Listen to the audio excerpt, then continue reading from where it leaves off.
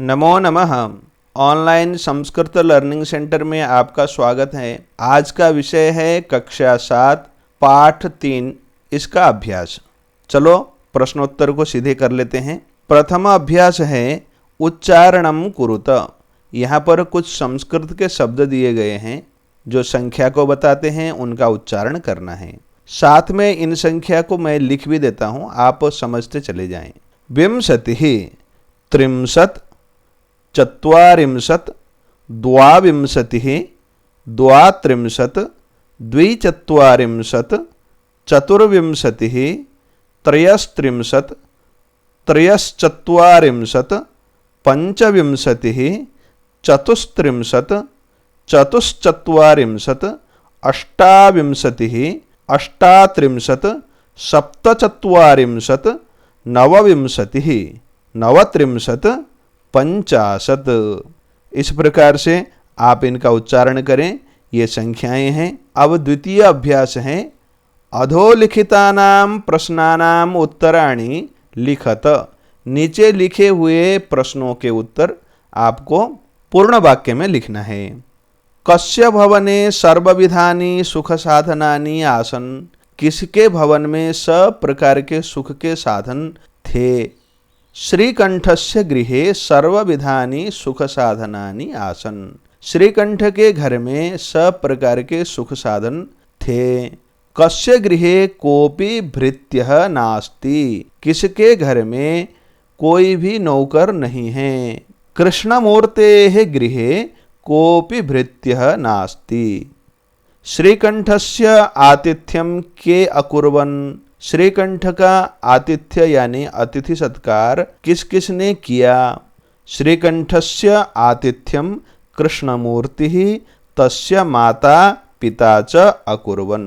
श्रीकंठ की सेवा कृष्णमूर्ति और उसके माता पिता ने किया। सर्वदा कुत्र सुखम। सर्वदा स्वावलंबने सुखम। सर्वदा स्वावलंबी होने पर ही सुख होता है। श्रीकंठः कृष्णमूर्तेः गृहं कदा अगच्छत्। श्रीकंठ कृष्णमूर्ति के घर कब पहुंचा। श्रीकंठः कृष्णमूर्तेः गृहं प्रातः 9 वादने अगच्छत्। श्रीकंठ कृष्णमूर्ति के घर प्रातः यानी सुबह 9 बजे पहुंच गया। कृष्णमूर्तेः कति कर्मकराः सन्ति। कृष्णमूर्ति के पास कितने सेवक हैं। कृष्णमूर्तेः 8 कर्मकराः सन्ति। 8 सेवक हैं। अब हम तीसरा अभ्यास पढ़ते हैं और समझते हैं। चित्राणि गणयित्वा तदधः संख्यावाचक शब्दम लिखत। चित्रों को गिनकर उसके नीचे संख्यावाचक शब्द को हमें लिखना है। देखो यहाँ पर घट हैं, कुछ घट हैं। आप देखो कितने हैं। 18 18 घड़े हैं। 21 21 आम्रफलानि सन्ति। आम हैं। 15 कंदुकानि सन्ति। 15 फुटबॉल हैं।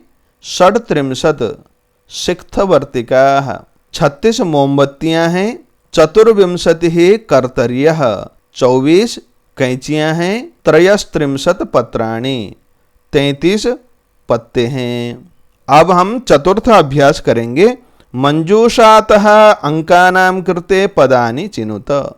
नीचे संख्या दिए गए हैं। मंजूषा के अंदर शब्द में वह संख्या का नाम दिया गया है, उसको हमें चुनकर लिखना है। जैसे 28 है, इसके लिए अष्टाविंशतिः इसको रखेंगे। 27 है, इसके लिए सप्तविंशतिः इसको जोड़ेंगे। और 30 के लिए 63 आएगा। 31 के लिए 31 आएगा। 24 के लिए चतुर्विंशतिः आएगा। 40 के लिए 44 आएगा। और 50 के लिए 50 आएगा। इस प्रकार से हम इनको लिखेंगे और याद भी करेंगे। अब हम पंचम अभ्यास को करते हैं। चित्रम दृष्ट्वा मंजूषातः पदानि च प्रयोज्य वाक्यानि रचयत। चित्र को देखकर मंजूषा से शब्दों को लेकर हमें वाक्य बनाना है। हम मंजूषा के अंदर देखते हैं ये सह यह, उसके बाद कृषकः कृषक, यह कृषक। चित्र देखो, एक कृषक कहाँ पर है, इसमें है। तो यह कृषक क्या करता है। क्षेत्रम कर्षति, खेत जोतता है। तो ये हम 4 शब्दों को लेकर ऐसे वाक्य बनाएंगे। इसी प्रकार से एतौ, 2 के लिए आया ये 2, कृषकौ, ये 2 कृषक। ये 2 कृषक चित्र में क्या कर रहे हैं? खनन कार्यम, खुदाई का काम। कुरुतः, कर रहे हैं। तो हम इन 4 शब्दों को जोड़कर बनाएंगे एतौ कृषकौ खनन कार्यम कुरुतः। ये 2 कृषक खेत खन रहे हैं। अब ये ते कृषकाः, ये सब कृषक। इन 2 शब्दों के साथ चित्र को देखो। चित्र में क्या है? धान्यम, धान को रोपयंती, रोप रहे हैं। इन सब को मिलाकर हमने वाक्य बना दिया। ऐसे वाक्य बना, ये सब कृषक धान रोप रहे हैं। अब हम षष्ठ अभ्यास करते हैं। अधोलिखितान समयवाचकान अंकान पदेषु लिखत। नीचे लिखे हुए समयवाचक अंकों को शब्द में आपको लिखना है। देखो, एक उदाहरण है, 10:30 दिखाया गया है। अंक में लिखा हुआ है 10:30 और शब्दों में लिखा हुआ है 12:30, सार्धद्वादश वादनम।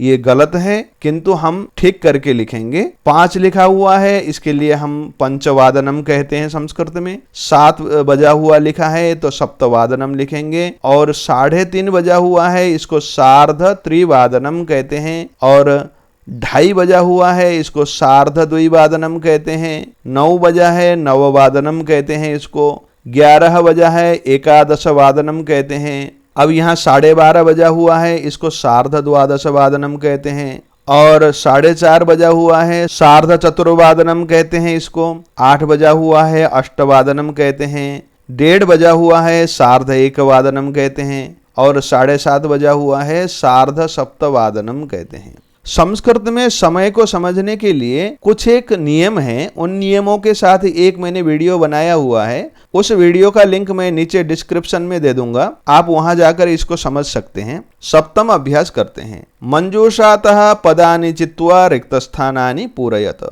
मंजूषा से यानी बॉक्स से शब्दों को चुनकर खाली स्थान भरना है हमें।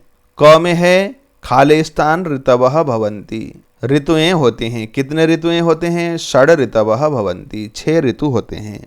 ख में मासाः खाली स्थान भवन्ति, महीने कितने होते हैं? 12 होते हैं। तो हम 12 को जोड़ेंगे। अब ग में एकस्मिन् मासे, एक महीने में कितने होते हैं? 30, 30 अथवा 31, 31 दिवसाः, दिन होते हैं। अब घ में देखो, फरवरी मासे, फरवरी के महीने में सामान्यतः कितने दिन होते हैं? 28, 28 दिन होते हैं। ऐसे जोड़कर बनाएंगे। मम शरीरे, मेरे शरीर में कितने हाथ हैं? 2 हस्तौ स्तः, 2 हाथ हैं। ऐसे यह अभ्यास पूरा हो गया। इसी अभ्यास के साथ यह पूरा पाठ यहाँ पर पूर्ण हो जाता है। पढ़ते रहें, आगे बढ़ते रहें। नमो नमः, धन्यवादः।